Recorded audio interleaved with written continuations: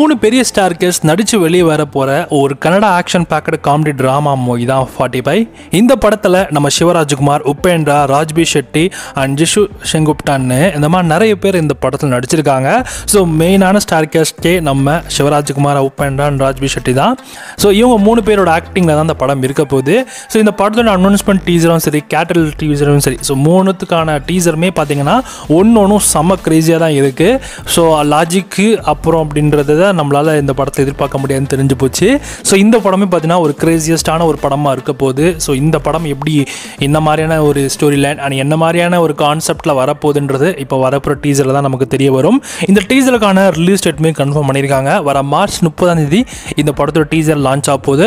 இந்த படமும் நமக்கு தமிழ் டப்பிங்கில் வரப்போதாம். ஸோ ஆகஸ்ட் 15 அன்னைக்கு இந்த படத்தை தேட்டரில் ஷெட்யூல் பண்ணியிருக்காங்க. கன்னடா, தமிழ், தெலுங்கு, ஹிந்தி, மலையாளம்னு மல்டிபிள் லாங்குவேஜஸில் இந்த படம் ரிலீஸ் ஆகுமாம். ஸோ இந்த படத்தோட தமிழ் டப் வெர்ஷன் எப்படி இருக்க போது, தமிழ் டப் டீச்சருமே நமக்கு லான்ச் பண்ணுற மாதிரி சொல்லியிருக்காங்க.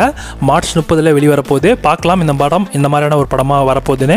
ஸோ நிறைய தியரிஸ்லாம் வச்சு பார்க்குறப்ப இந்த படம் வந்து ஒரு செம காமெடியான ஒரு படம், ஆக்ஷன் எலமெண்ட்ஸ்லாம் நிறைய இருக்கும். ஸோ ரொம்ப க்ரேஸியாக இருக்கும். ஸோ நீங்கள் இது வரைக்கும் எந்த மாதிரி படத்துலையுமே இந்த மாதிரி பார்த்துருக்க மாட்டீங்க. லாஜிக் அப்படின்றது மட்டும் எதிர்பார்க்காதீங்க அப்படின்ற மாதிரிலாம் சொல்லியிருக்காங்க.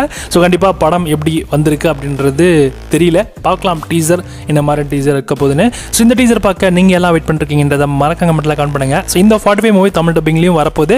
ஸோ செக் பண்ணி பார்க்கலாம்.